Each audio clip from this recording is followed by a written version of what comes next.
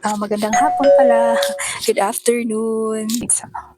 Okay, recording. So, andito ako ngayon sa um, flower shop. Flower shop ko na ba ito? Nagsiset up ako ng sabitanan ba, ng lagayan ng mga kung anik-anik. So, andito may mga sobrang kalat pa talaga, as in makalat. Si Aya nasa taas. At ito, kinakat ko pa ito.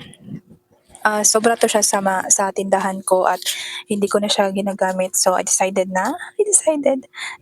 ako na ipangsabit siya. Kasi nakabili din ako nung hook. Para siyang hook. Tapos isasabit doon yung mga, binili ko yun siya para sa mga junk foods, pero may purpose din pala bakit ko siya niramihan pagbili, kasi apat na tag 20 yung binili ko. So, 40 lahat.